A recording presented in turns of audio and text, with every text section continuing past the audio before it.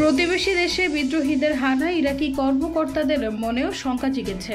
হায়াত তাহরির আল শামের নেতৃত্বাধীন বিদ্রোহীদের আটকাতে পারছে না সিরিয়ার সামরিক বাহিনী। একের পর এক শহরের দখলে নিচ্ছে তারা। রাশিয়া এবং সিরিয়ান বিমান বাহিনীর যৌথ প্রতিরোধও টিকেনি বিদ্রোহীদের প্রতি এবং সংকল্পের সামনে। সিরীয় সেনারা প্রতিরোধ তো দূরের কথা, অনেকটা প্রাণ নিয়ে পালিয়েছে বলা যায়। সিরিয়ায় অবস্থানরত রুশ সেনারাও তেমন কিছু করতে পারছে না।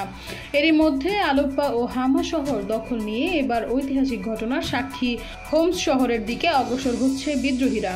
আন্তর্জাতিক বিভিন্ন গণমাধ্যম বলেছে যে কোনো সময় পতন ঘটতে পারে হোমস শহরেরও। এমন পরিস্থিতিতে কি করা উচিত তা বুঝতে পারছে না রাশিয়া, ইরান, তুরস্ক বা ইরাক। তবে প্রতিবেশী দেশ হওয়ায় ইরাকি কর্মকর্তারা বেশি ভয়ে আছেন, বিশেষ করে বিদ্রোহীদের নজর সিরিয়ার পর ইরাকের দিকেও পড়তে পারে এমন আশঙ্কায় আগে থেকেই প্রস্তুতি নিচ্ছে ইরাক। ধারণা করা হচ্ছে সিরিয়ায় সেনা পাঠিয়ে অভিযান চালাতে পারে ইরাক। অবশ্য এ নিয়ে ইরাকি কর্মকর্তাদের মধ্যে দোটানা শুরু হয়েছে।